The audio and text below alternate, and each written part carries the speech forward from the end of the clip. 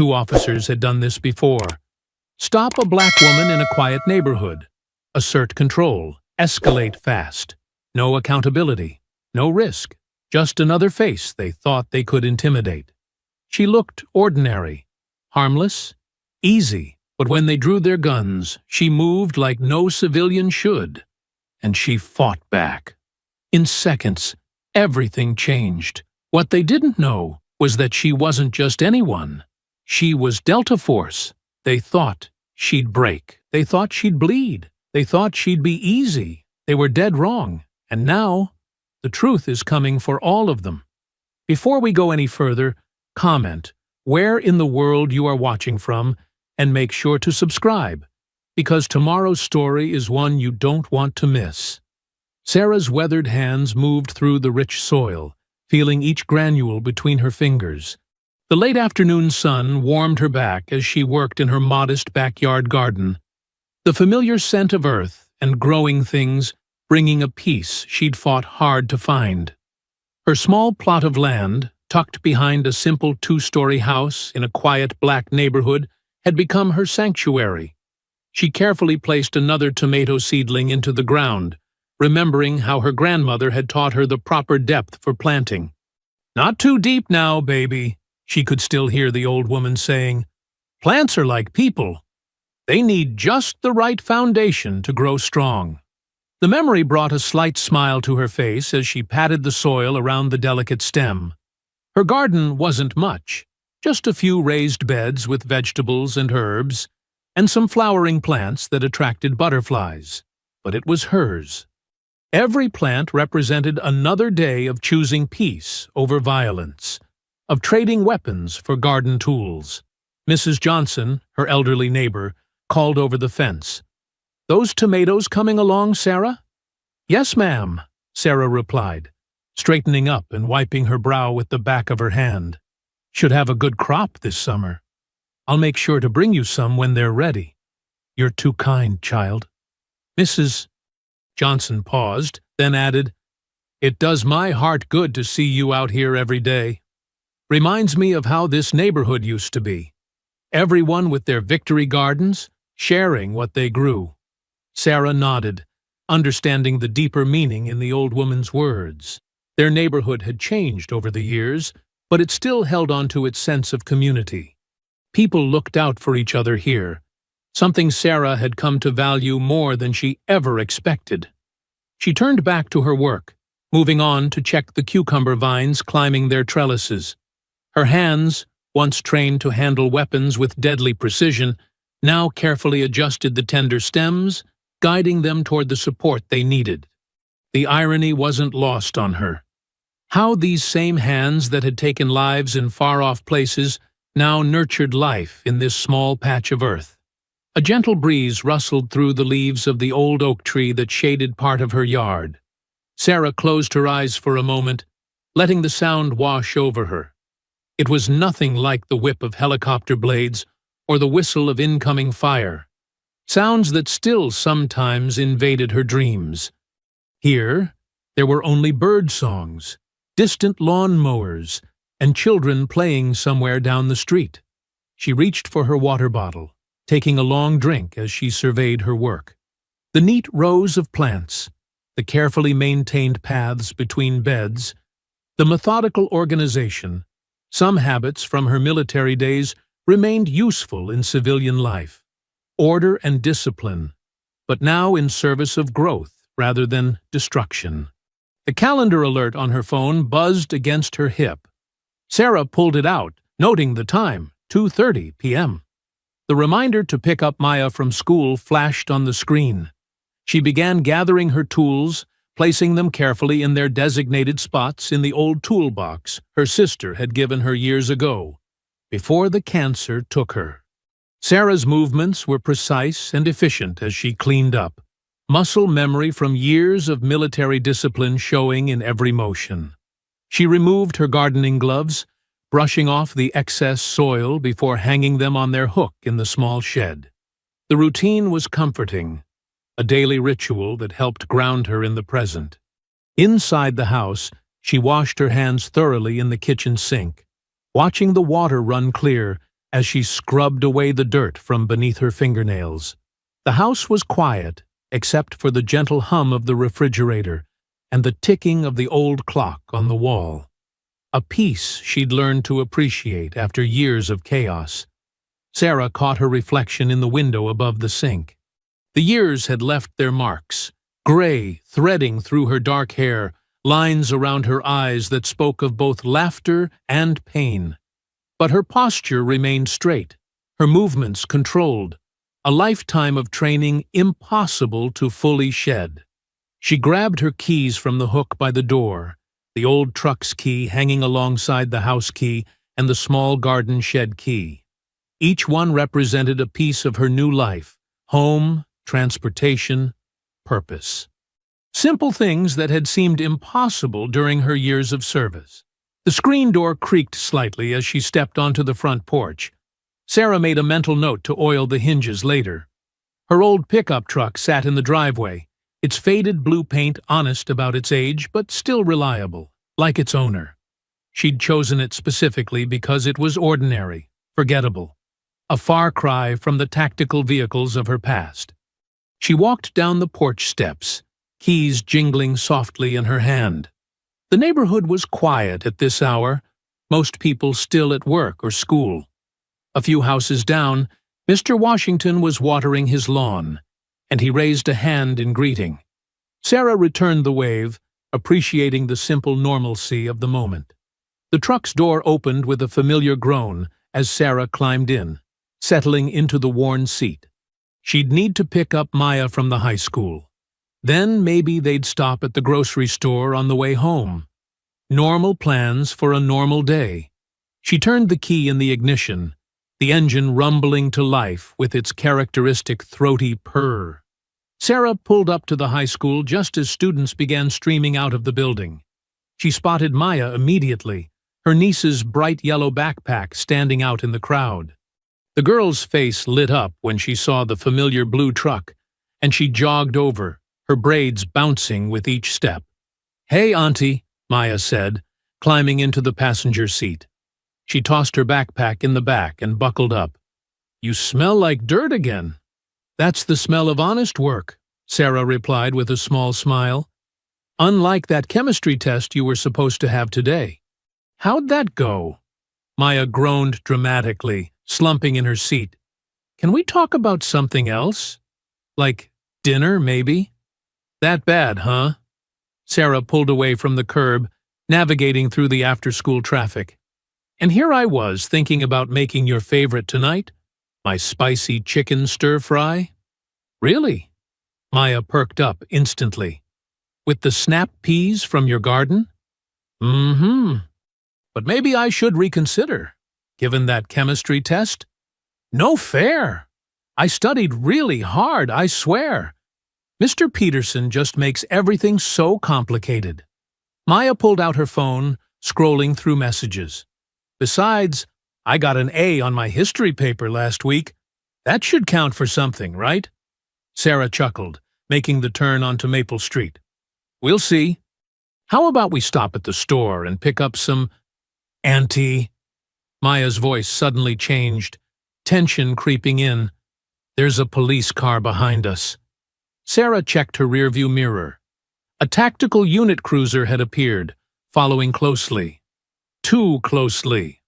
She maintained her speed exactly at the limit, hands at 10 and 2 on the wheel. "It's fine. Just stay calm." The cruiser's lights flashed on. Sarah signaled and pulled over smoothly, stopping in front of the old Thompson house just 2 blocks from home. She turned off the engine and placed both hands back on the wheel, visible. 2 officers approached, one on each side of the truck. The one on the driver's side, older, white, with hard eyes and a swagger in his step, tapped on her window with his flashlight. Sarah pressed the button to lower it. "License and registration," he demanded without preamble, his tone sharp and hostile. "May I ask why I was stopped, officer?" Sarah kept her voice steady, neutral. "I said license and registration." He leaned in closer, his badge reading Harley. The younger officer on the passenger side, Rourke, stood silently, watching. Sarah reached slowly for her glove compartment. "I'm going to get my registration now, officer." "You people always got something to say, don't you?" Harley's hand rested on his weapon. "Can't just follow simple instructions." Maya's phone appeared in her lap, recording discreetly. Sarah saw it, but didn't react. "My license is in my back pocket. I'm going to reach for it now." "Step out of the vehicle." Harley's command came suddenly, aggressive. "I don't understand." "What's the reason for—" "I said get out of the car."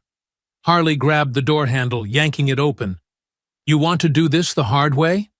Sarah remained calm, though her heart raced. "Officer, I have the right to know why I'm being stopped." "Rights?" Harley sneered. "You're being detained for suspicious behavior and possible drug trafficking. Out. Now." "Drug trafficking?" Maya spoke up, her voice shaking but defiant. "We're 2 blocks from our house. You've been following us for like 30 seconds. "Maya, quiet," Sarah warned softly. To Harley, she said, "Sir, this is harassment. I'd like to speak to your supervisor." Harley's face darkened. He reached in suddenly, grabbing Sarah's arm. "Playing lawyer now?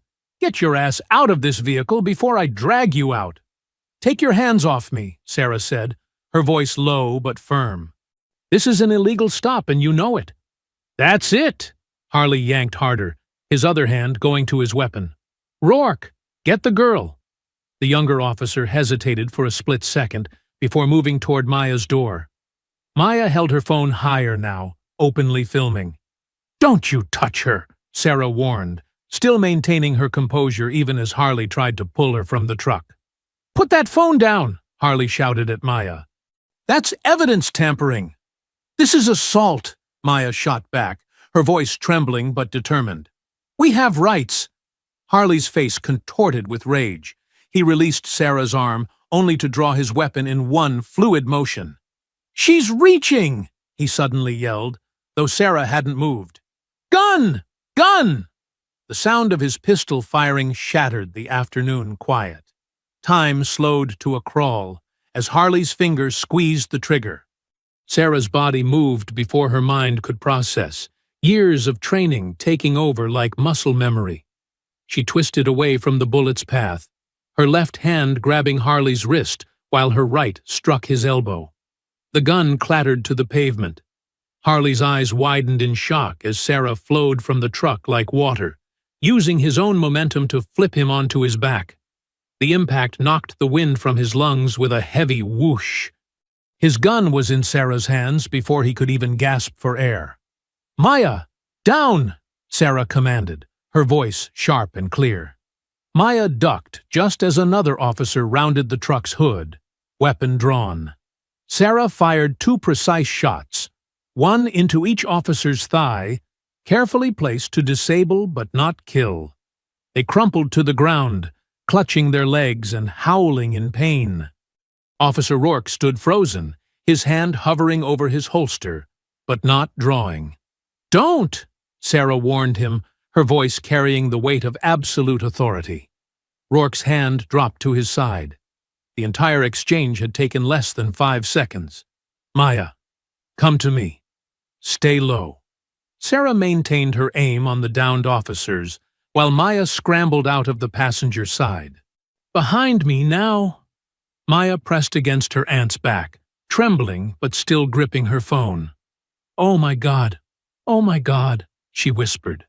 Sarah began backing them away from the scene, moving with practiced efficiency. Her eyes never stopped scanning. Rooftops, windows, possible cover points. She looked nothing like the quiet gardener now. Every movement was precise, economical, lethal. "What? What are you?" Rourke stammered, staring at her with a mixture of fear and awe. Sarah didn't answer. She guided Maya behind a parked car, still covering their retreat. Neighbors were beginning to peer out of windows and doorways, drawn by the gunshots. "Inside!" Sarah called out to them. "Everyone inside, now!" The streets emptied immediately. Harley pushed himself to his knees, blood trickling from where his head had hit the pavement. "Officer down!" he screamed into his radio, voice raw with rage and humiliation. "Shots fired! Suspect is armed and dangerous!" Sarah heard sirens in the distance. They had maybe 2 minutes before backup arrived. She spotted Mrs. Johnson's gate slightly ajar, 3 houses down. The old woman always left it unlocked for her afternoon walks. "Maya, when I say run, you go straight through Mrs. Johnson's yard and take the back alley. Don't stop until you reach Reverend Wicks's house. Understand?" Maya nodded, her whole body shaking but her jaw set with determination. "You're not getting away with this," Harley snarled, trying to stand but wobbling unsteadily. "You're dead. You hear me? Dead." "Officer Rourke," Sarah called out, ignoring Harley completely. "You saw what really happened here. Remember that." Rourke swallowed hard, looking between Sarah and his raging superior officer. Something shifted in his eyes. Recognition, perhaps, of the choice now laid before him. "Run," Sarah whispered to Maya. They sprinted in perfect sync, Sarah keeping her body between Maya and the officers until they reached the gate. They slipped through just as the first backup units screamed around the corner. Harley grabbed his radio again, face purple with fury. "All units! Armed suspect fleeing on foot. Black female, mid-50s, military training. She ambushed us during a routine stop. Attempted murder of police officers. Shoot on sight. I repeat, shoot on sight." Officer Rourke watched his superior continue shouting into the radio, embellishing the story with each passing second. The truth of what he'd witnessed burned in his mind. An innocent woman defending herself and her niece from an unprovoked attack. But Harley was already crafting the official narrative, and Rourke knew speaking up now would mean the end of his career, or worse. "She had a weapon stashed!" Harley was yelling now, pacing despite his dizziness. "Planned the whole thing! Tried to execute me point blank." His hands shook as he touched the back of his head, fingers coming away, bloody. The injury seemed to fuel his rage even further. More units arrived, officers spilling out with rifles and tactical gear. Harley pointed them toward different search routes, his voice getting louder and more frenzied with each order. "Find her. I want every street, every alley, every goddamn doghouse checked. That terrorist doesn't leave this neighborhood alive!" Rourke stood rooted to the spot, still staring at the empty gateway where Sarah and Maya had disappeared. He'd never seen anyone move like that, with such precise, controlled violence, like a force of nature contained in human form. The memory of her eyes in that moment haunted him. Clear, focused, utterly without fear. He looked down at the 2 wounded officers being loaded into ambulances, their injuries painful, but expertly placed to avoid any major arteries. She could have killed them all easily. Instead, she'd shown restraint, even while defending herself. "Rourke!" Harley's shout snapped him back to attention. "Stop standing there like an idiot! You're with me. We're going hunting." As Harley stormed off to coordinate the search, Rourke touched the body camera on his chest, wondering if it had captured the truth, and what that truth might cost him. Sarah and Maya huddled in the dim light of Reverend Wicks's church basement. The old stone walls muffled the sound of sirens wailing through the neighborhood streets above. Maya sat on a worn couch, still shaking, while Sarah stood at the tiny window checking for movement. Reverend Wicks descended the wooden stairs with 3 steaming cups of tea. "Police are going door to door," he reported quietly. "But they won't come here without a warrant. Church sanctuary still means something in this community." "Thank you, Reverend," Sarah said, accepting a cup but not drinking. Her posture remained rigid, alert. Maya wrapped her hands around the warm mug, staring at her aunt. The quiet gardener who grew tomatoes and read mystery novels had transformed into someone else entirely, someone dangerous and skilled. The image of Sarah disarming Officer Harley played over and over in her mind. "Who are you?" Maya finally asked, her voice barely above a whisper. "Really?" Sarah turned from the window, shoulders heavy with the weight of secrets long buried. She met Maya's eyes, seeing fear mixed with confusion and awe. "I'm still your aunt," Sarah said softly. "That hasn't changed." "But what I saw?" Maya set down her tea. "That wasn't just self-defense. That was military, special forces or something." Reverend Wicks settled into an old armchair, his presence steady and calming.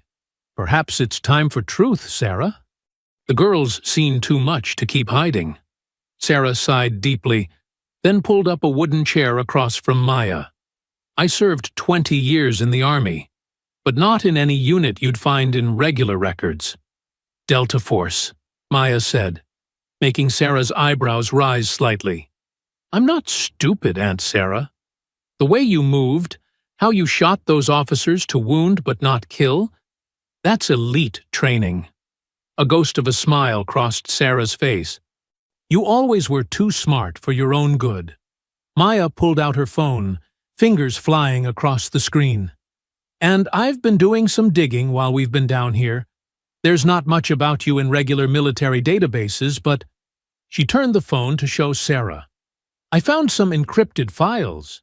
Had to use a few tricks to crack them." Sarah's face darkened as she saw the heavily redacted document. One word stood out clearly. "Reaper." "Your call sign?" Maya asked. Sarah nodded slowly. "I led a special operations unit. Counterterrorism, hostage rescue, classified missions in places that officially didn't exist." She rubbed her hands together, as if trying to wash away old stains. "I thought I'd left that life behind." "Why didn't you ever tell me?" "To protect you. The things I did. The things I saw." Sarah's voice caught. "When your mother died, I promised to give you a normal life. No violence, no looking over your shoulder." Maya scrolled through more documents on her phone. "These mission reports, most are blacked out, but the dates, the locations—" Her eyes widened. "You were there during the embassy crisis in Sudan, and the terrorist cell takedown in Yemen." "Maya," Sarah warned, "some things are better left buried." "But you're a hero," Maya protested. "You saved people." Sarah's face hardened. "I was a weapon, pointed at whatever target they chose. Sometimes the lines between right and wrong got very blurry." She leaned forward, taking Maya's hands. "That's why I chose peace. Why I started growing things instead of destroying them." Reverend Wicks cleared his throat. "The Lord works in mysterious ways, Sarah. Perhaps your skills were preserved for just such a moment as this." "I won't go back to being that person," Sarah said firmly. "Those officers tried to kill you," Maya reminded her. "We have it on video. They're still out there, hunting you, lying about what happened." Sarah stood and paced the small room. "I know, but violence only leads to more violence. There has to be another way." "There is," Maya said, holding up her phone again. "The truth. My video, these files, we can prove who you really are. Show everyone that Harley attacked you without cause. And paint an even bigger target on our backs." Sarah shook her head. "The system protects its own. They'll bury the truth deeper than any of my classified missions." Maya stood and faced her aunt. "Then we'll dig it up. Together. You taught me to stand up to bullies, remember? To fight for what's right?" Sarah stared at her niece. No longer the little girl she'd promised to shelter, but a young woman ready to face hard truths. Her heart swelled with pride even as fear gripped it. "Come here," Sarah whispered, pulling Maya into a tight embrace. They held each other, the weight of revelations and danger pressing in around them. Reverend Wicks watched the pair with knowing eyes. "Truth is a powerful weapon, sisters. Perhaps the most powerful of all." Sarah stroked Maya's hair, feeling the tremors still running through her niece's body. Everything she'd tried to prevent had come crashing down anyway. Her past was exposed, her peaceful life shattered, and Maya was now entangled in a dangerous web of corruption and violence. But as she held her niece, Sarah felt something else stirring beneath her fear. A familiar readiness, a clarity of purpose she hadn't allowed herself to feel in years. Maya was right. Sometimes fighting back meant standing in the light, not hiding in shadows. Officer Brett Harley sat at his desk in the precinct's tactical unit office, his leg bandaged where Sarah had shot him. His fingers moved across the keyboard with practiced efficiency as he edited the body camera footage from the traffic stop. "Just a few adjustments," he muttered, carefully trimming frames and rearranging sequences. On his screen, the confrontation played out differently.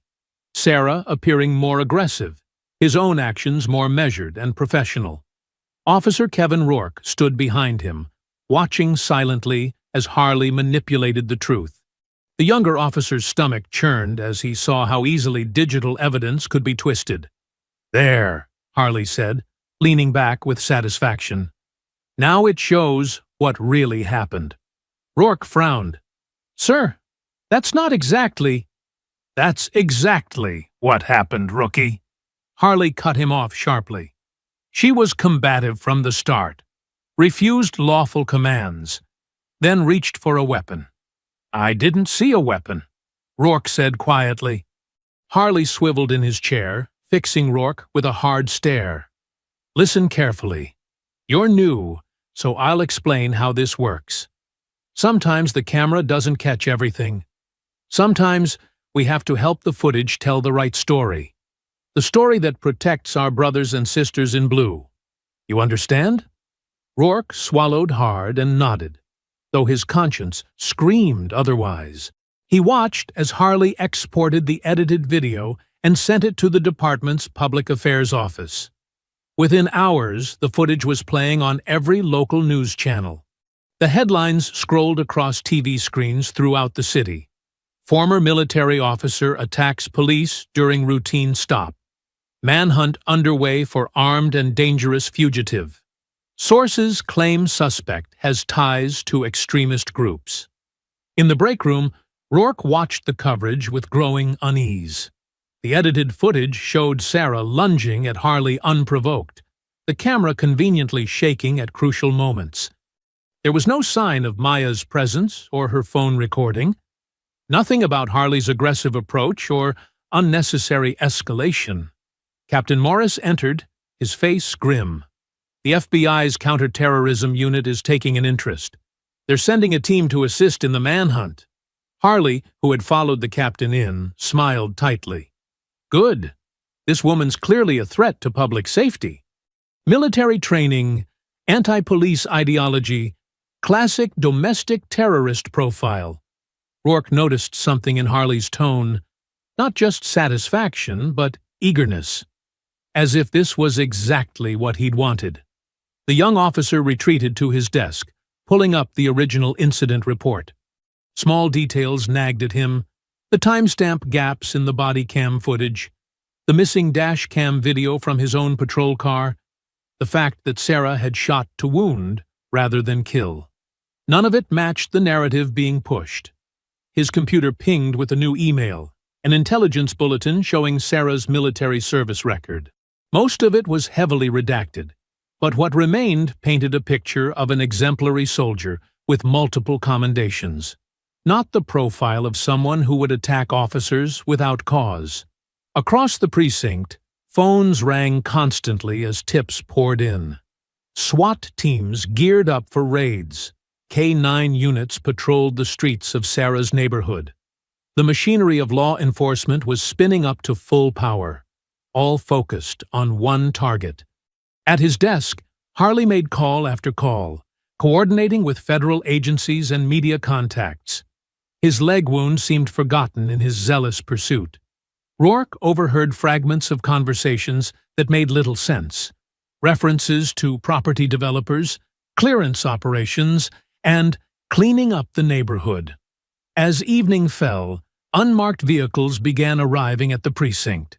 Men in tactical gear but no identifying insignia moved through the building with quiet purpose. Rourke watched them disappear into closed-door meetings with Harley and senior officers. In the church basement, Reverend Wicks descended the stairs with urgent news for Sarah and Maya. His usually calm face was etched with worry. "They're mobilizing everything," he reported. "Not just local police, federal agents, tactical teams, surveillance units. Word from my contacts is they're treating this like a major counter-terrorism operation." Sarah stood by the small window, her posture tense. "They're not just coming for me. They're using this as an excuse for something bigger." "My sources say the same," Wicks agreed. "This goes beyond a traffic stop gone wrong. They're coming for you, Sarah. Big time. And they're bringing enough firepower to take down a small army." Maya clutched her phone, the unedited video of the traffic stop safely encrypted inside.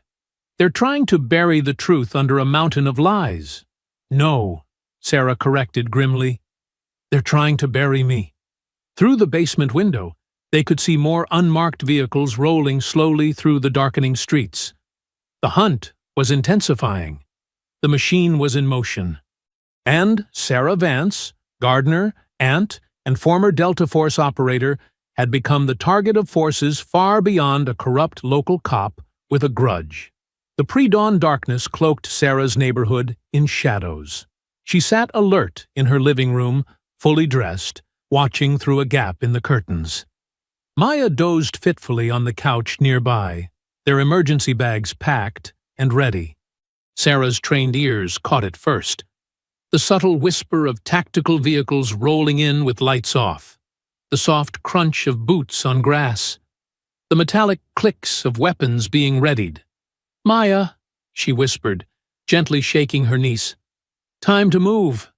The teenager was instantly awake, grabbing her backpack with practiced efficiency. They'd drilled this dozens of times since the traffic stop. Through her thermal scope, Sarah counted at least 20 figures surrounding the house. SWAT teams in full gear, taking up breach positions. More units blocked both ends of the street. "Back door, just like we practiced," Sarah murmured. "Stay low, stay quiet." Officer Rourke sat in his patrol car at the perimeter, watching the massive operation unfold. The scale of force seemed extreme for apprehending one woman. Armored vehicles, tactical teams, even helicopter support circling overhead. "All units in position," crackled his radio. "Execute on my mark." Inside, Sarah led Maya through the darkness toward their escape route. She'd prepared for this, disabled the security system's silent alarm, loosened specific floorboards, created blind spots in the exterior coverage. The front door exploded inward with a thunderous crash. Flash bangs detonated in multiple rooms. Armed officers poured in, sweeping with laser-sighted weapons. "Clear!" voices shouted. "Moving to second floor!" But Sarah and Maya were already slipping through a narrow gap between houses, using the neighbors' dense shrubbery as cover. Sarah had mapped every shadow, every concealed path in the area. Rourke watched the raid team systematically tear through Sarah's home. They kicked in doors, smashed windows, upended furniture. The violence of it shocked him. This wasn't law enforcement, it was destruction. "Target's not here," someone shouted over the radio. "Check the basement." More crashes, more splintering wood, more shouts of frustration. Through his windshield, Rourke noticed movement, a shadow passing between houses 2 doors down. He squinted, but said nothing into his radio. His hand hesitated over the transmit button. Sarah guided Maya through the darkness with hand signals she'd taught her. "Stop. Wait. Move now." The teenager followed perfectly, her footsteps silent on the damp grass. They reached the back alley just as searchlights began sweeping the yard. Sarah pulled Maya behind a rusted dumpster seconds before a tactical team rushed past. "Spread out," a commander ordered. "They have to be close." Rourke stepped out of his car, watching the organized chaos unfold. Neighbors emerged onto porches, filming with phones. Children cried behind hastily closed curtains. An elderly woman in a nightgown stood trembling as armed men searched her garden. "This isn't right," he muttered. "What was that, rookie?" Harley appeared beside him, tactical vest strapped over his bandaged leg. "Nothing, sir." Rourke looked away. Sarah and Maya reached their first waypoint, an abandoned garage 3 blocks away.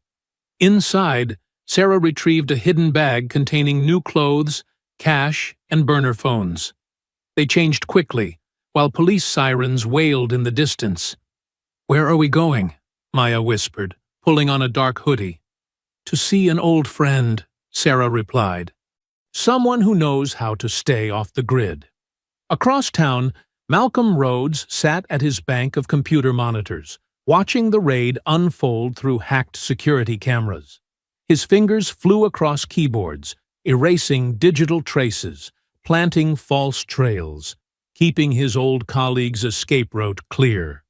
The sun was rising as Sarah and Maya approached Malcolm's safe house, a nondescript ranch home surrounded by overgrown vegetation and signal jamming equipment disguised as garden ornaments. "Remember," Sarah told Maya, "Malcolm's paranoid but brilliant. Don't touch anything electronic without asking first." They slipped through his back gate, avoiding the hidden cameras Sarah knew were watching. 3 precise knocks on the kitchen door. Malcolm opened it cautiously, his weathered face breaking into a grim smile. "Took you long enough, Reaper." "Had to take the scenic route," Sarah replied. "Thanks for the backup." "Always." He ushered them inside, checking the street before closing and triple-locking the door. "Welcome to my humble CSEF." Maya stared at the controlled chaos of his command center. Walls of monitors showing surveillance feeds, news channels, police frequencies, and scrolling data. "Your place is—" She searched for the right word.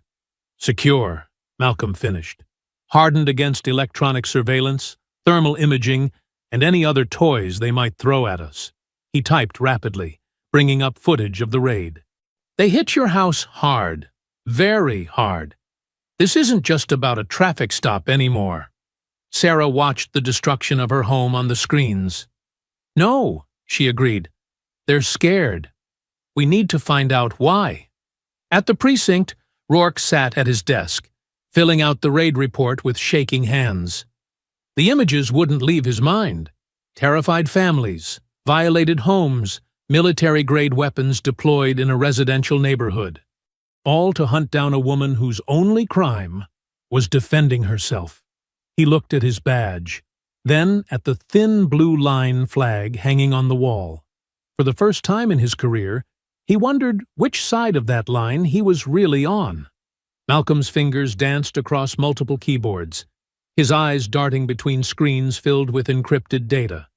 The soft blue glow of the monitors lit up his weathered face as he worked to crack Harley's digital trail. "These files are police-grade encrypted," he muttered, taking a sip of cold coffee. "But they made one mistake. They used the department's standard protocols." Sarah stood behind him, watching strings of code scroll past. "Can you break it?" "Already have." Malcolm pulled up a series of documents, property records, and email chains. "Look at this. Harley's tactical unit has been conducting targeted raids on specific properties for the past 18 months. Maya leaned in, her quick eyes scanning the data. "All in predominantly black neighborhoods?" "Bingo!" Malcolm highlighted several addresses. Every raid resulted in arrests, property seizures, or voluntary evictions. And guess who bought up those properties within weeks?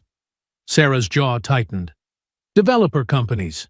"Shell corporations," Malcolm corrected, pulling up more records.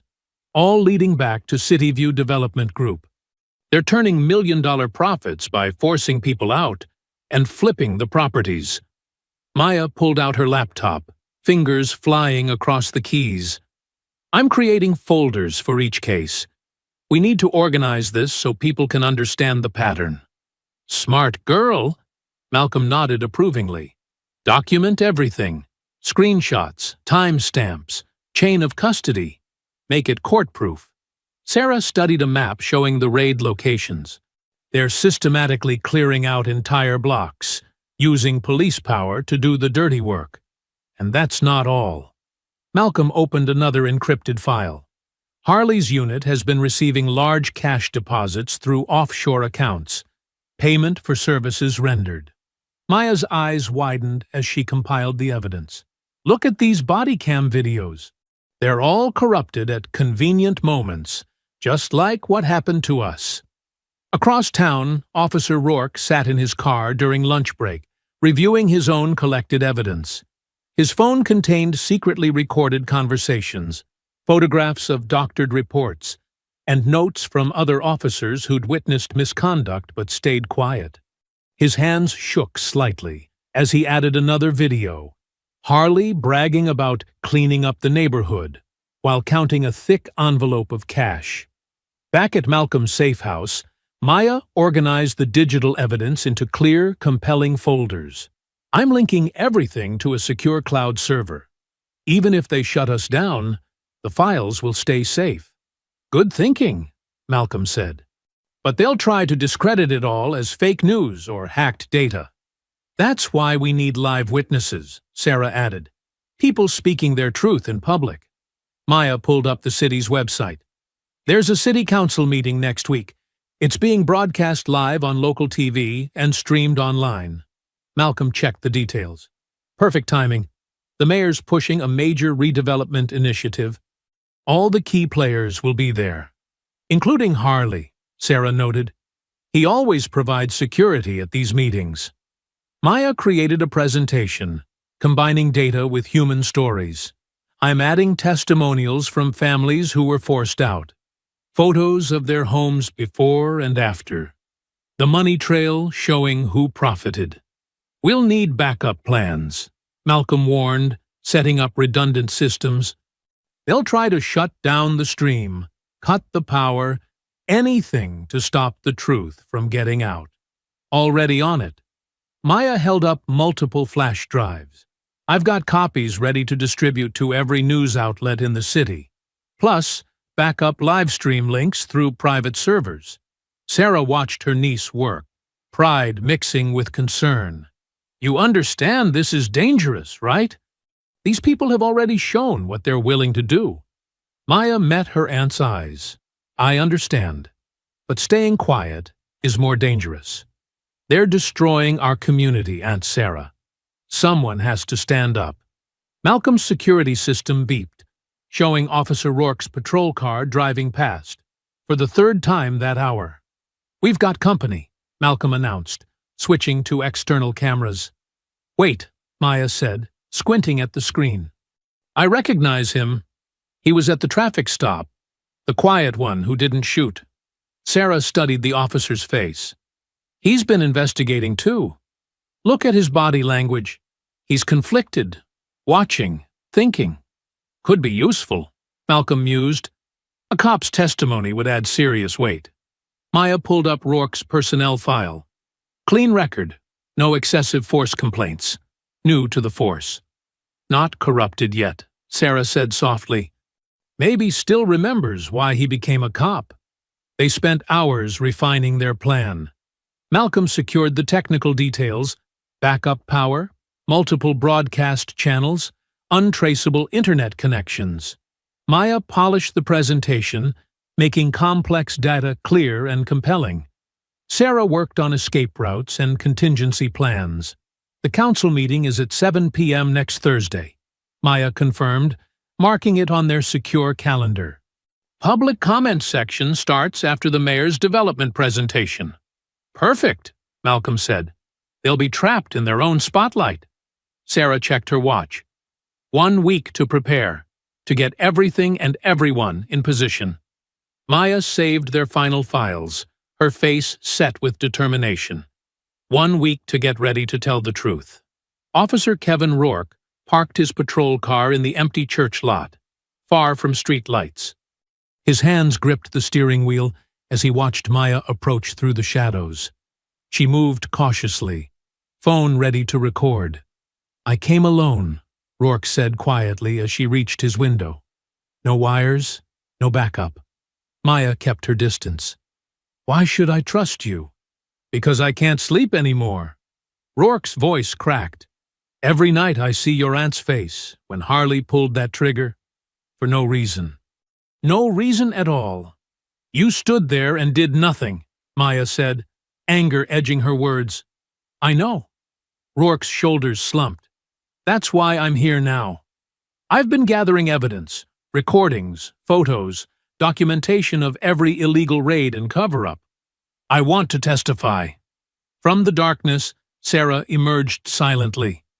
Rourke jumped, not having noticed her presence. "Easy," Sarah said, her voice steady. "If you're really here to help, prove it." Rourke pulled out his phone, hands shaking slightly. "I recorded Harley bragging about the payoffs, about targeting specific houses for the developers. He thinks I'm just a rookie who wants to learn the ropes." He played a video. Harley's voice came through clearly. "These people don't deserve these properties anyway. We're doing the city a favor, cleaning things up, and making good money doing it." Maya studied the video carefully. "This is real. High quality, too." "I've got more," Rourke said. "Much more. Body cam footage they thought they deleted, bank records, names of other officers involved." Sarah's expression remained neutral. "Why now? Why risk your career?" "Because this isn't what I signed up for." Rourke met her gaze. "I wanted to help people, protect communities, not terrorize them for profit." Maya looked at her aunt. "We need his testimony. A cop speaking out will make people listen." "It's also dangerous," Sarah warned. "For all of us." "I know the risks," Rourke insisted. "But someone has to stand up. These aren't just files and cases. They're families, homes, lives being destroyed." Inside Malcolm's safe house, they reviewed Rourke's evidence. Malcolm ran authenticity checks while Maya integrated the new material into their presentation. "Everything checks out," Malcolm confirmed. "His recordings are genuine. Metadata intact." Sarah watched Rourke carefully. "Walk me through exactly what happened that day." "The traffic stop." Rourke took a deep breath. "Harley picked your car specifically. Said we needed to send a message to the neighborhood. When you refused to exit without cause, he got angry. He never intended to let it end peacefully." Maya's fingers paused over her keyboard. "You knew it was wrong. We could see it on your face." "I froze," Rourke admitted. "By the time I realized what was happening, shots were fired. Then I watched a woman protect her niece with military precision while my training partner tried to murder her." Sarah's expression softened slightly. "Sometimes standing up late is better than never standing up at all." They spent hours incorporating Rourke's testimony into their plan. Maya created a powerful sequence, combining his videos with their other evidence. Malcolm established secure communication channels for coordination during the council meeting. "I'll speak during public comment," Rourke said. "Present my badge, my evidence, everything. They can't shut me down without looking guilty." "We'll have multiple cameras streaming," Maya added. "If they cut one feed, 3 more will be live." Sarah studied the council chamber blueprints. "You'll need protection. Harley will have his tactical team there." "I've got other officers who will help," Rourke revealed. "Good cops who are tired of the corruption. They'll be in plain clothes watching our backs." Maya finished the final presentation cut. "This is it. All the evidence, all the testimony, all the truth. Ready to go public. Thursday at 7 p.m., Malcolm confirmed. During the mayor's big redevelopment announcement. Maximum exposure. Across town, in a dimly lit bar, one of Harley's informants slipped onto a bar stool. "Boss, we got a problem." The rookies flipped. Harley's face darkened as he listened to the details. His fingers tightened around his glass until his knuckles went white. "The council meeting," he growled. "They're planning to expose everything?" "Yes, sir. The girls coordinating it all, Some kind of tech wizard. They've got videos, documents, witnesses ready to testify. Harley drained his whiskey. Rourke, I can handle. Internal affairs will destroy him. But that girl, his eyes turned cold. She's the key, the one pushing it all forward. What do you want us to do? Harley stood, dropping cash on the bar. Find her, before Thursday. Make sure she never makes it to that meeting. He walked out into the night, rage building with each step. Everything he'd built, all the power and profit, threatened by a teenage girl with a laptop. That had to end. The protests swelled outside City Hall, voices rising against police brutality and corruption. Maya stood near the steps, coordinating live-stream feeds with other young activists. Her fingers flew across her phone screen, making sure every angle was covered. "Testing feed 3, she said into her earpiece. "Everyone in position?" Rourke watched from across the plaza, dressed in civilian clothes. He scanned the crowd, noting several of Harley's tactical unit members mixing in, wearing plain black hoodies and baseball caps. Something felt wrong. The first flashbang exploded near the back of the crowd. Screams erupted as smoke filled the air. Maya's heart raced as she tried to maintain visual contact with her team. "Stay calm!" protest leaders shouted through megaphones. "Don't run! Link arms!" More explosions followed. Through the chaos, Rourke spotted Harley's men moving with purpose, not random like the panicking crowd. They were creating a pattern, hurting people. "Maya!" he shouted, pushing through the mass of bodies. "Maya, get out of there!" She heard him too late. Two men in hoodies grabbed her arms, swift and practiced. Her phone clattered to the ground as they dragged her toward a waiting van. "Help!" Maya screamed, kicking and thrashing. "Someone help!" Rourke sprinted forward, badge out. "Police! Let her go!" 3 officers he recognized from Harley's unit stepped in his path. One grabbed his arm while another twisted the badge from his hand. "Stand down, rookie," the biggest one growled. "This isn't your business." "She's a minor." Rourke struggled against their grip. "This is kidnapping." "It's crowd control," the officer sneered. "And you're interfering with police business." Maya's screams were muffled as they forced her into the van's dark interior. Rourke watched helplessly as the vehicle pulled away, its windows tinted black. The smoke began to clear. Protesters regrouped, helping the injured. News cameras captured the aftermath, but conveniently missed Maya's abduction. Rourke's phone buzzed. A text from an unknown number. Smart cops know when to shut up. Across town, Sarah's burner phone lit up with a video message. Her hands trembled as she pressed play. Maya sat in a concrete room, zip-tied to a metal chair. Her face was tear-streaked, but defiant. Harley's voice came from off-camera. "Your niece is brave. I'll give her that." The camera panned to show Maya's laptop and phones laid out on a table. Smart, too. But not smart enough. Sarah's jaw clenched as Harley stepped into frame, resting his hand on Maya's shoulder. Maya flinched, but held her glare. "Here's how this works," Harley continued. "You come to the old Riverside warehouse, alone. No weapons, no backup, no clever plans. You've got 1 hour. The camera zoomed in on Maya's face. If you call for help, she dies. If you bring anyone, she dies. If you're not here in 60 minutes... "Don't do it, Aunt Sarah," Maya shouted. "He'll kill us both." The video cut off. A text followed with coordinates. Sarah's military training kicked in, analyzing options, calculating risks. But this wasn't a battlefield. This was Maya, her only family, her reason for living peacefully all these years. Her phone buzzed again. Another message from Harley. "Tick-tock, Reaper. Your move." In the warehouse, Maya tested her restraints while Harley paced, checking his watch. 2 of his men stood guard by the door, hands resting on their weapons. "She'll come," Harley said, more to himself than anyone else. The great Delta Force commander, brought down by a teenage girl. "You're wrong about her," Maya said quietly. "She's not what you think." Harley laughed. "I know exactly what she is. A threat. A loose end. And after tonight, a memory." "No," Maya's voice was steady despite her fear. "She's hope. She's justice. And you're about to find out why they called her Reaper." "Shut up." Harley backhanded her across the face. Maya's head snapped to the side, but she didn't cry out.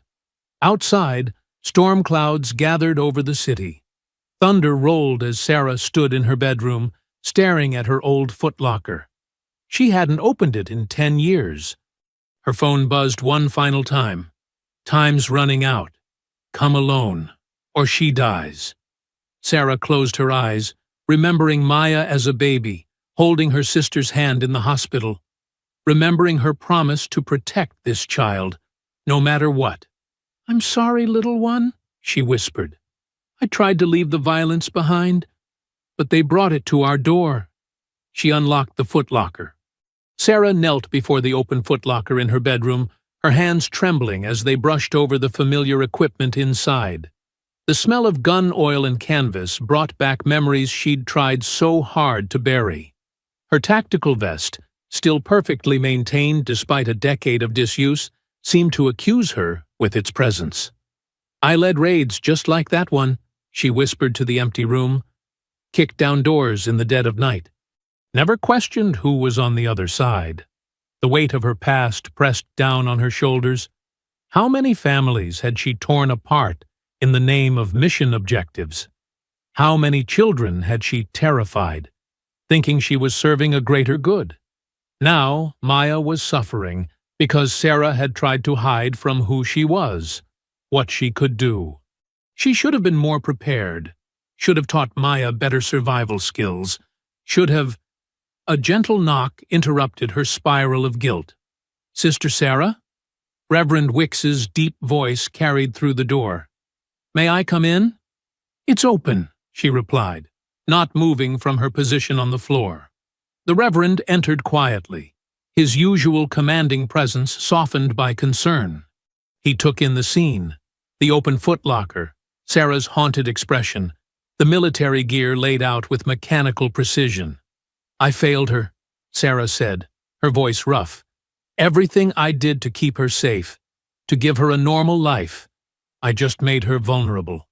Reverend Wicks settled into the chair by her bed, leaning forward with his elbows on his knees. "You protected her the only way you knew how. With love. Love isn't enough against men like Harley." Sarah picked up a tactical glove, running her thumb over the reinforced knuckles. "I should have stayed sharp. Stayed ready." "Perhaps," the Reverend agreed, surprising her. "But not just for Maya. For all of them." Sarah looked up, questioning. How many other families in this neighborhood live in fear of that next routine traffic stop? He gestured toward the window, where police sirens wailed in the distance. How many mothers lie awake at night, wondering if their children will come home? The rot goes deep, Sister Sarah. Deeper than one corrupt cop. "I can't fix the whole system," Sarah protested. "I'm just trying to save my niece." "You have a gift," Reverend Wicks said firmly. "Skills that could protect more than just Maya. The question is, will you keep hiding from who you are? Or will you use those skills to serve justice?" Sarah stood slowly, her military bearing returning like a second skin. She lifted her tactical vest from the footlocker, its familiar weight settling across her shoulders like destiny. "I swore an oath once," she said, checking the ceramic plates. "To defend against all enemies, foreign and domestic." "Amen," the Reverend nodded. "Some oaths don't expire." Sarah moved with increasing purpose, muscle memory taking over as she geared up. Black tactical pants, combat boots, laced tight and double-knotted, knee and elbow pads, utility belt with specialized pouches. Each piece of equipment carried memories. Midnight insertions into hostile territory, Precision strikes against impossible odds, protecting the innocent from those who would harm them. She had been good at it. The best. "They called me Reaper," she told Reverend Wicks as she checked her weapons. "Not because I killed, because I decided who deserved judgment." The Reverend watched her transformation with solemn understanding. "And what judgment does Officer Harley deserve?" Sarah loaded a magazine into her sidearm with a decisive click. "That depends on him. I'm giving him one chance to surrender Maya unharmed. And if he refuses?" She secured her backup weapon in an ankle holster. "Then he learns why they feared the name Reaper."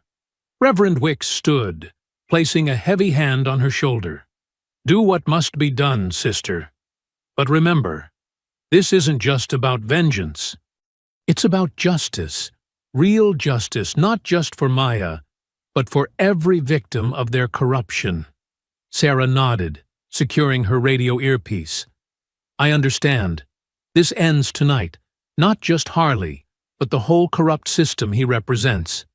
She faced the mirror, barely recognizing herself. Gone was the peaceful gardener, the quiet aunt. In her place stood a warrior, honed by years of combat and tempered by righteous purpose. "I'll need evidence," she said, checking her tactical watch. "Everything they've done, everyone they've hurt. Can you help get the word out?" "Leave it to me," Reverend Wicks promised.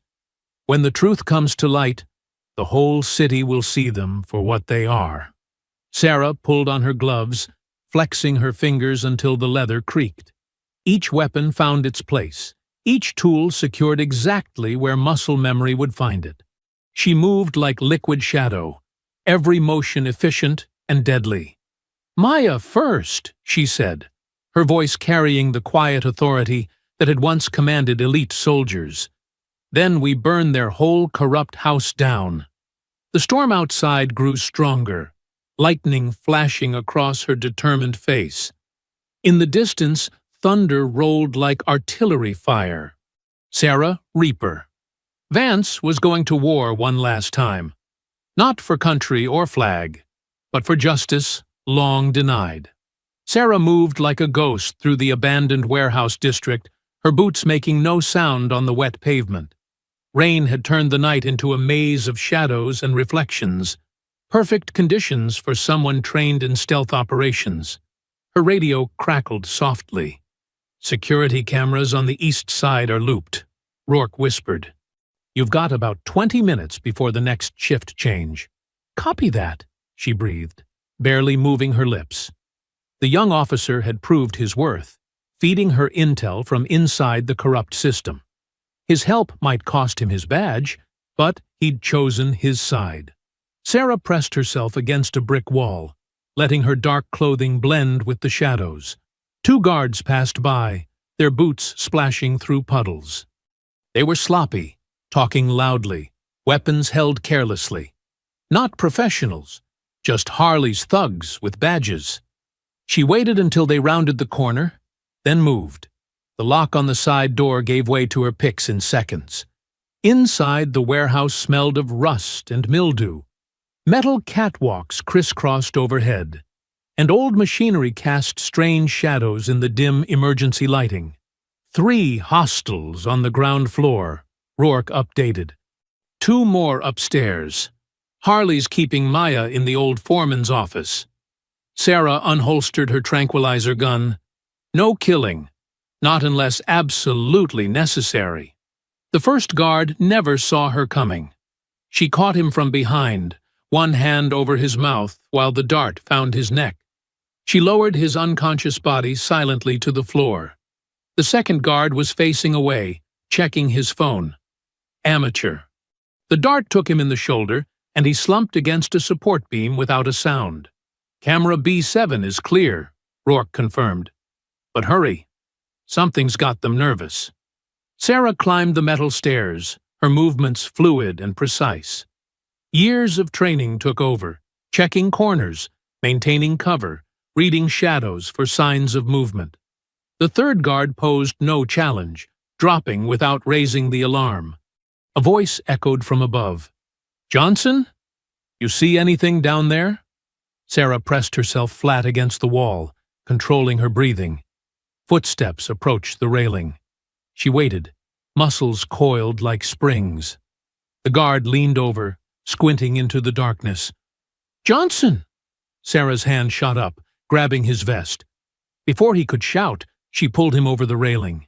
They fell together, but she twisted mid-air, ensuring he took the impact.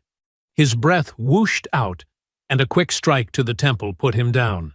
"Last guard's getting suspicious," Rourke warned. "He's heading your way." Sarah melted into the shadows beneath the stairs. The final guard descended cautiously, weapon drawn. He was better trained than the others, checking corners, moving tactically. But Sarah had trained with the best. As he passed her position, she struck. Her arm locked around his throat in a perfect blood choke. He tried to fight back, but she rode his struggles until unconsciousness took him. "Guards neutralized," she whispered into her radio. "Status on Harley?" "Still in the office with Maya. He's—" Rourke hesitated. "He's talking to someone on the phone. Sounds nervous." Sarah climbed back to the second level, moving faster now. The foreman's office stood at the far end of the catwalk, its windows grimy but lit from within. She could make out two figures, one small and seated, the other pacing. Through the glass, she finally saw Maya. Her niece sat handcuffed to a chair, a bruise darkening her cheek, but her eyes were clear and defiant, tracking Harley's movements with cold calculation. Sarah felt a surge of pride. Maya wasn't broken. Harley stalked back and forth, gesturing with his service weapon as he spoke into his phone. "No, you listen. This got too hot. I want extraction now. I don't care about the operation. She's going to—" He spun toward the window, and Sarah ducked below the sill. Her heart pounded, not with fear, but with controlled rage. The bruise on Maya's face. The way Harley waved his gun around.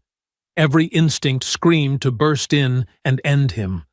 But Delta training ran deeper than instinct. She took slow breaths, calming her pulse. Emotion was the enemy of precision. She needed to be cold, calculated, like the Reaper they'd named her after. "Sarah," Rourke's voice was urgent in her ear. "Multiple vehicles approaching. Looks like Harley's backup is coming." She checked her watch. The guard shift would change soon. Her window was closing. Through the glass, she could hear Harley's rising panic. "Just get here! She's not like the others. She's military or something. Professional. If she finds us—" "Too late," Sarah whispered, though he couldn't hear her. She positioned herself beside the office door, ready to breach. Maya was alive. Harley was unstable. The end game was about to begin. She keyed her radio one last time. "Rourke, if this goes bad, make sure the truth gets out. All of it." "It won't go bad," he replied firmly. "You've got this, Commander." Sarah allowed herself a grim smile. Time to show Officer Harley why they called her Reaper. Sarah breached the warehouse with calculated precision. The lock surrendered silently to her handmade picks, tools crafted from memory of 100 covert entries. The heavy metal door opened without a whisper, testament to years of practice making even the clumsiest hardware bend to her will. Inside, darkness cloaked the corridors like a shroud. Sarah's eyes, already adjusted to the night, picked out shapes in the gloom. Stacked crates, abandoned machinery, the ghostly outlines of support pillars. Her boots, specially modified with sound-dampening soles, made no noise on the concrete floor. The first guard never saw her coming. He stood lazily against a wall, checking his phone. Sarah closed the distance in 3 silent steps. Her hand clamped over his mouth, while her other arm snaked around his throat, in a blood choke. He tried to struggle, but she rode his descent to unconsciousness like a dance partner, lowering him gently to avoid any noise. 2 more guards patrolled ahead, their flashlight beams cutting lazy arcs through the darkness. Sarah spotted a wooden broom handle propped against some crates.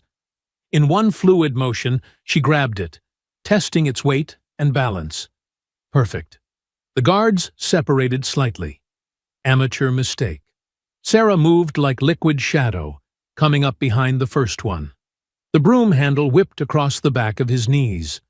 As he buckled, she drove the makeshift weapon up into his solar plexus, then across his temple. He dropped without a sound. His partner turned at the muffled impact, but Sarah was already moving. She threw the broom handle like a spear, forcing him to dodge. That split second was all she needed. Her belt, already loosened, came free in her hands. She closed the distance as he fumbled for his weapon, wrapping the leather strap around his wrist and using his own momentum to slam him face first into a metal support beam. One sharp strike to the base of his skull, and he joined his colleagues in unconsciousness. Sarah retrieved her belt, threading it back through her loops with practiced efficiency. 3 down. Moving deeper into the warehouse, she heard voices ahead. Multiple hostiles in what sounded like a break room. She pressed her ear to the door, counting voices. 3 men, talking casually about sports scores. Their guard was down. She found a length of steel rebar nearby, about 2 feet long. It would do. Sarah took a deep breath, centered herself, then burst through the door. The first man barely had time to stand before the rebar caught him across the collarbone. She felt rather than heard the crack. He screamed, but it cut short as she drove her knee into his sternum, sending him crashing through a cheap folding table. The second man was bigger, ex-military by his stance.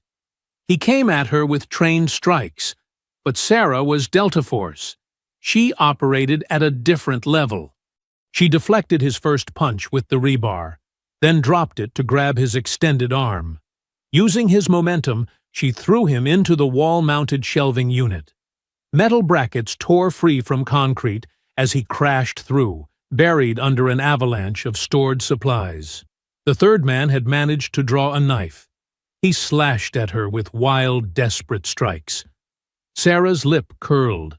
Poor technique, all aggression and no control. She caught his knife arm mid-swing, twisting it into a joint lock. He howled as tendons strained. Before he could counter, she drove him backward into a fire extinguisher mounted on the wall. The impact knocked it loose. Sarah caught it one-handed and brought it down hard across his temple. He dropped, twitching.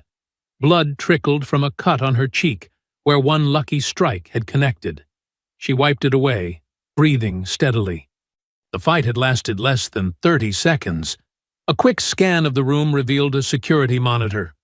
On the grainy screen, she saw Maya tied to a chair inside what looked like a cage, some kind of storage area converted into a makeshift cell. 2 floors up, west side of the building. Sarah moved through the warehouse like a ghost, neutralizing 2 more guards with swift, economical violence. Each takedown was textbook perfect. No wasted motion, no hesitation. Just the brutal poetry of close combat mastered through decades of training. Finally, she reached the storage area. Maya sat inside a heavy metal cage, hands bound behind her. Despite the bruise on her face, her eyes lit up with fierce pride when she saw Sarah. The lock was industrial grade, but Sarah had it open in seconds. Just as she stepped toward Maya, the overhead lights cut out with a sharp electrical snap. Darkness flooded the room, broken only by dim emergency lighting that cast everything in blood-red shadows. Then, from behind her, came the sound of slow, deliberate applause. "I have to admit, I'm impressed," Harley's voice echoed as he stepped into view, his service weapon trained steadily on Sarah's chest. "That was quite a show of force, Commander." "But you brought fists to a gunfight." Sarah turned to face him, positioning herself between the weapon and Maya. Her voice was cold steel. "I brought justice." Sarah's fingers worked the lock methodically, each movement precise and controlled. The warehouse door clicked open without a sound. Inside, darkness cloaked the corridors, broken only by strips of moonlight filtering through high windows. The air smelled of concrete dust and old metal. She moved like water through shadow, her boots silent on the grimy floor. Years of Delta Force training had taught her patience, the slow breath, the measured step, the art of becoming invisible. Up ahead, voices echoed off bare walls. "Check the perimeter again," a gruff voice ordered. "She's out there somewhere." Sarah pressed herself against a wall as footsteps approached. A guard rounded the corner, tactical vest gleaming dully in the low light. Before he could react, she struck, one hand clamping his mouth while the other found the pressure point at his neck. He struggled briefly, then went limp. She lowered him silently to the floor. A broken broom handle lay discarded nearby. Sarah picked it up, testing its weight. Voices drifted from an adjacent hallway. 2 more guards. She waited until they passed, then moved. The broom handle whistled through the air, catching the first guard behind the knee. As he buckled, she drove her elbow into his partner's solar plexus. Both men wheezed, trying to cry out. Sarah didn't give them the chance. Quick strikes to vulnerable points. Throat, temple, kidney. And they crumpled. More footsteps. Sarah unclipped her belt, wrapping one end around her fist. A guard appeared, radio raised to call in. The belt whipped out, catching his wrist. She yanked him forward, off balance, into her waiting knee. His radio clattered away as she used the belt to lock his arm behind his back. A sharp twist, and he was face down, unconscious. The corridor opened into a storage area. Metal shelving created a maze of shadows. Sarah heard movement, multiple hostiles. She picked up a length of pipe from a broken shelf, hefting it carefully. 3 figures emerged from different aisles, wearing tactical gear and carrying batons. "There she is!" one shouted. They rushed her together, coordinated and trained. But Sarah had trained with the best. She met the first attacker with a devastating combination, pipe to knee, elbow to jaw, then using his momentum to throw him into his partner. Both men crashed into a shelf, sending boxes tumbling. The third man was better, ex-military by his stance. He swung his baton in tight arcs, forcing Sarah back. She parried with the pipe, metal ringing on metal. He pressed forward, confident in his size advantage. Sarah let him come. When he committed to a powerful strike, she dropped the pipe and stepped inside his guard. Her hands found his wrist and elbow. She twisted, using a nearby table as leverage. The crack of breaking bone echoed through the room. He screamed. The other 2 were up again. Sarah grabbed a fallen shelf and swung it like a battering ram, catching one man in the chest. He flew backward, crashing through a wall-mounted storage unit in a shower of splinters and old files. The last man hesitated, then charged with a roar. Sarah spotted a fire extinguisher on the wall. She rolled under his wild swing, came up with the extinguisher, and unleashed a cloud of white powder into his face. As he staggered, blind and choking, she brought the metal canister down on his head. He dropped. Blood trickled from a cut above her eye where someone's baton had connected. Her knuckles were raw, and her ribs ached. But Sarah barely noticed. The mission consumed her. Find Maya. End this. A locked metal cage occupied the next room. Inside, Maya sat handcuffed to a chair, her face bruised but her eyes fierce. When she saw Sarah, hope blazed across her features. "Aunt Sarah!" Sarah worked quickly on the cage's lock, her picks finding the tumblers. The door swung open with a creak. But before she could reach Maya, the overhead lights cut out. Darkness swallowed them. Slow, deliberate clapping echoed through the space. A spotlight snapped on, illuminating Officer Harley as he stepped from the shadows. His service weapon gleamed in his hand, aimed steadily at Sarah's chest. "You brought fists to a gunfight, Commander," he said, smirking. Sarah straightened, blood dripping from her split knuckles. Her voice was steel. I brought justice." The silence stretched like a wire about to snap. Sarah's muscles coiled. Ready. Harley's finger tightened on the trigger. The first shot cracked through the warehouse. Sarah was already moving, rolling behind a stack of wooden crates as bullets splintered wood where she'd stood seconds before. The acrid smell of gunpowder filled the air. "You can't hide forever," Harley taunted, advancing slowly. "I've got the gun, remember?" Sarah's eyes darted around the space, taking in angles and cover points. A wrench lay discarded near her boot. She grabbed it, calculating trajectory. When Harley stepped past a support beam, she hurled the wrench hard to her left.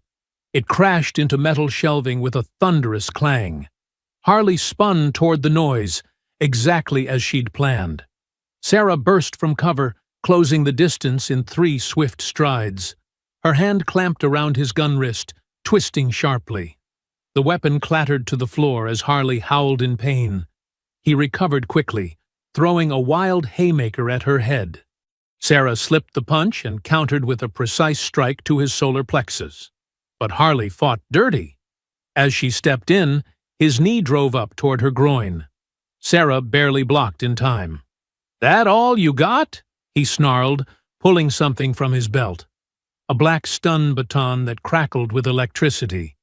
The weapon hummed through the air inches from Sarah's face.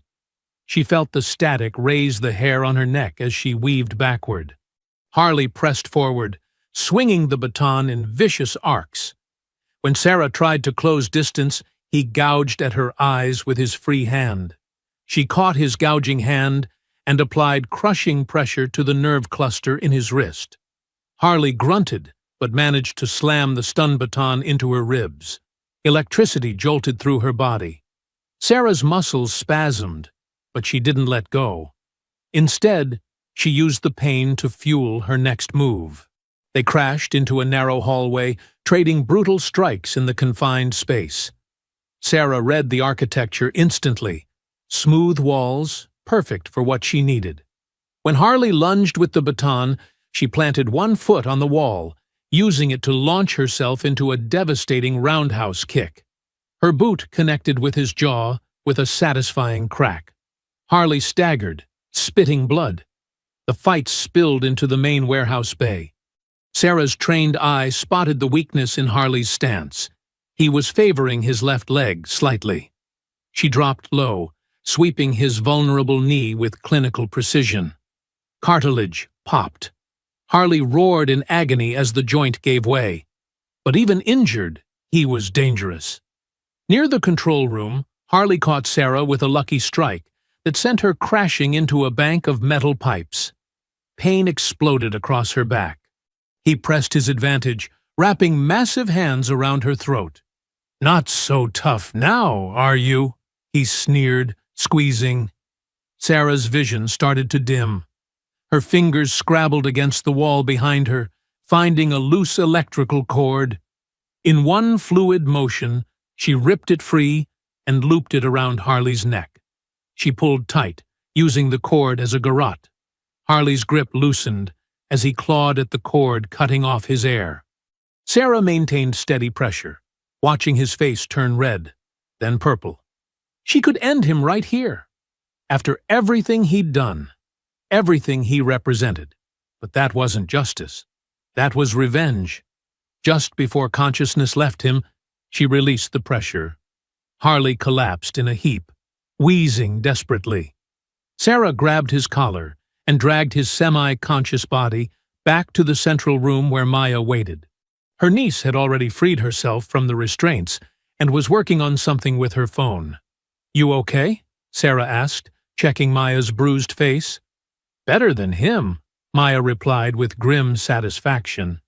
She held up Sarah's phone, showing the active body cam feed she'd helped install before the raid. "We're live in 3, 2, 1. Harley stirred, blinking groggily. A smirk crossed his battered face. "Doesn't matter what you do to me. System protects its own. You got nothing." "Look again," Sarah said, pointing to the small red light blinking on her collar. "You're live to every major news outlet and social media platform in the city. So let's talk about what you've really been doing in this neighborhood. The blood drained from Harley's face as he finally noticed the recording light. His eyes darted around like a trapped animal's. Sarah leaned in close, her voice steel and ice. Say it all. Every family you buried, every bribe you took, every raid you faked. The world is watching. 2 weeks after Harley's confession, the basement of Reverend Wicks's church buzzed with energy. Folding chairs filled every available space, packed with neighbors eager to learn and share.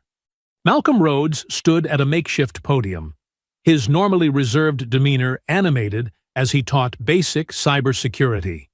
Your phone is both a weapon and a shield, he explained, pointing to the projection behind him. Today, we're learning how to protect ourselves digitally while documenting truth. Maya sat in the front row, adding her own insights about social media encryption and secure file sharing.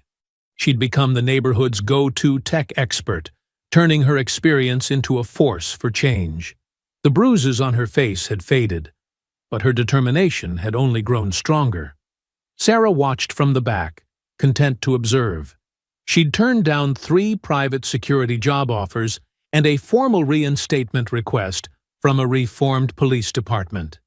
Her garden needed tending, and her community needed her more.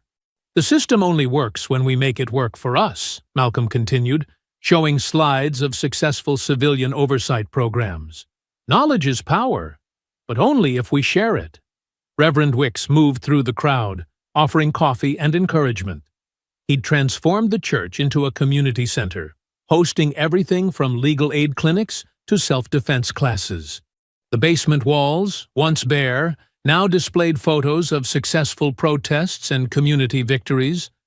Kevin Rourke slipped in through the side door, still looking slightly uncomfortable in civilian clothes. After testifying against Harley and his superiors, he'd been fired. But the neighborhood had embraced him. Now he taught workshops on citizen rights during police encounters, turning his insider knowledge into a shield for the community. Hey, he said quietly, taking a seat next to Sarah. Still feels strange being on this side? Good strange or bad strange? Sarah asked, studying his face. Good. Really good. Rourke watched as Maya helped an elderly woman secure her phone's privacy settings. I'm finally doing what I signed up for. Protecting people. The workshop transitioned into small group discussions. The room filled with the low buzz of conversation as neighbors shared stories and strategies. Sarah noticed how people who'd once hurried past each other now leaned in close, planning and supporting one another. Malcolm joined them in the back, wiping sweat from his forehead. We've got 4 more neighborhoods asking for similar programs, he said. Word's spreading. Let it spread, Sarah replied. The more people know, the harder it is to hide the truth. Through the basement windows, they could see people gathering in the church parking lot for the afternoon rally.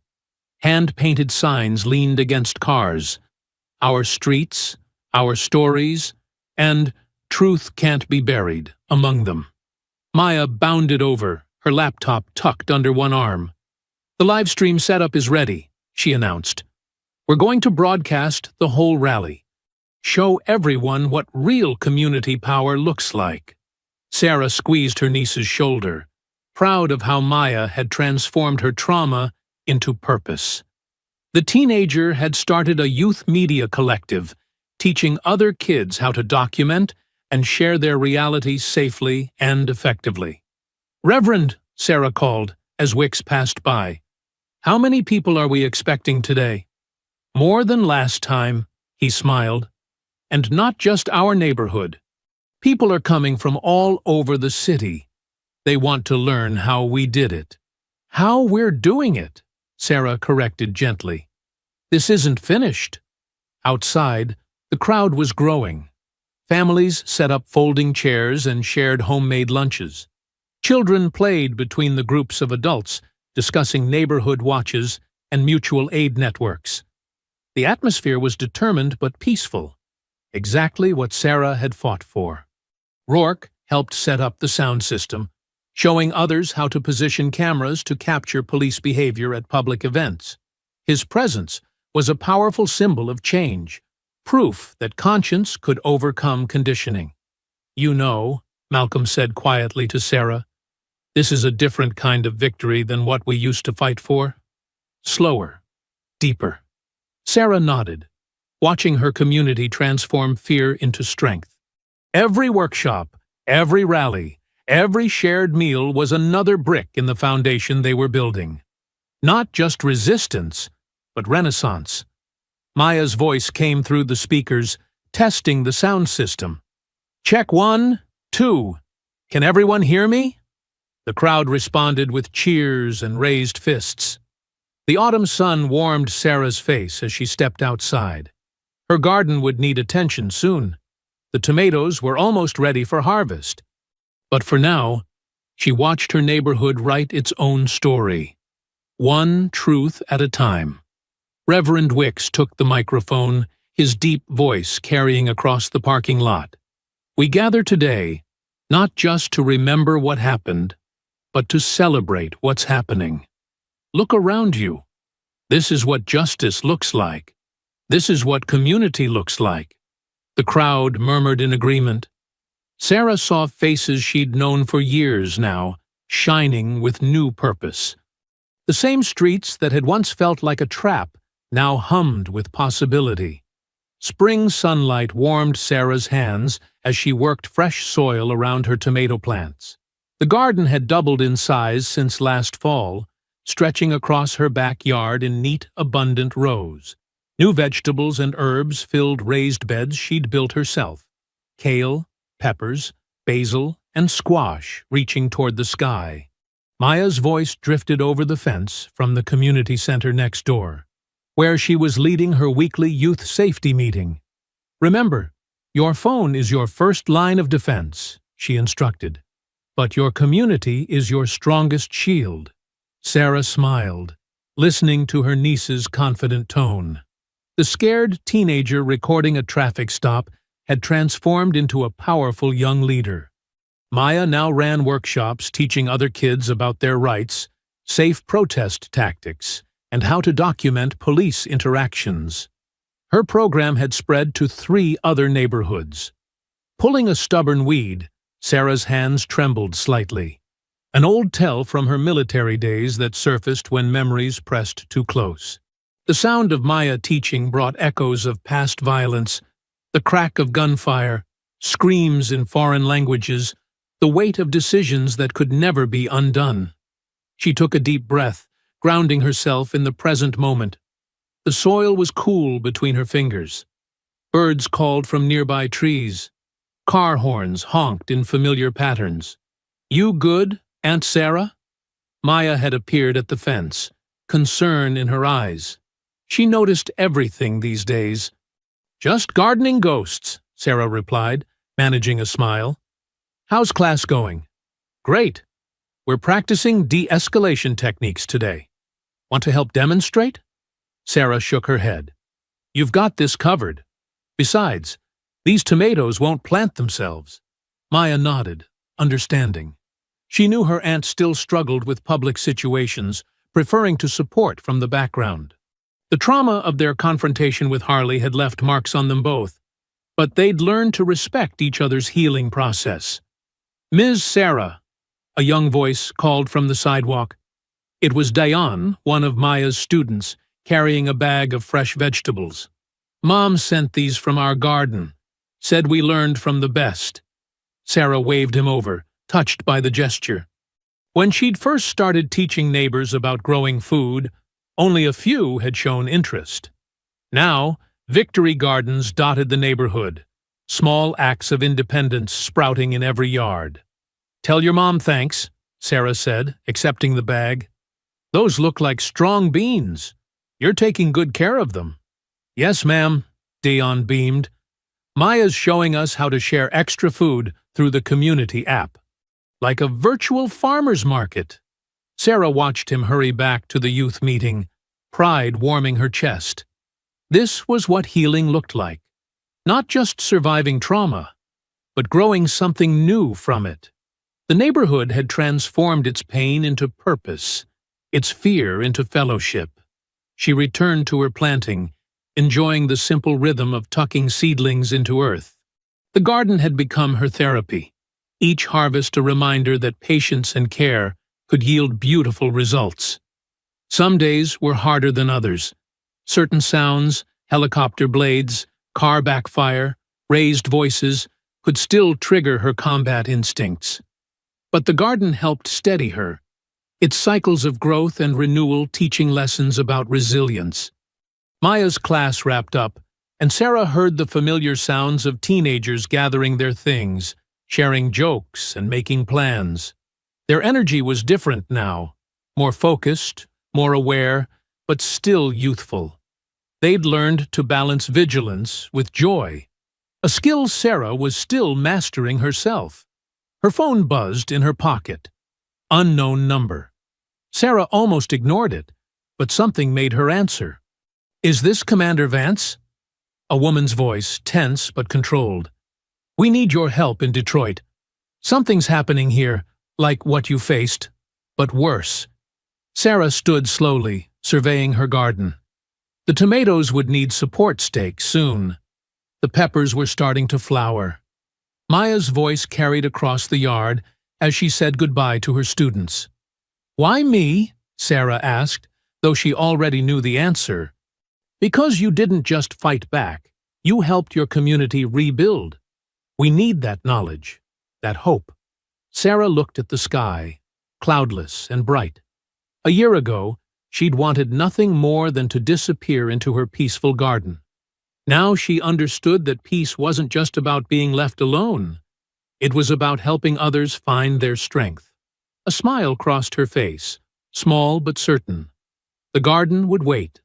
There was more growing to do. I hope you enjoyed that story. Please share it with your friends and subscribe so that you do not miss out on the next one. In the meantime, I have handpicked 2 stories for you that I think you will enjoy. Have a great day.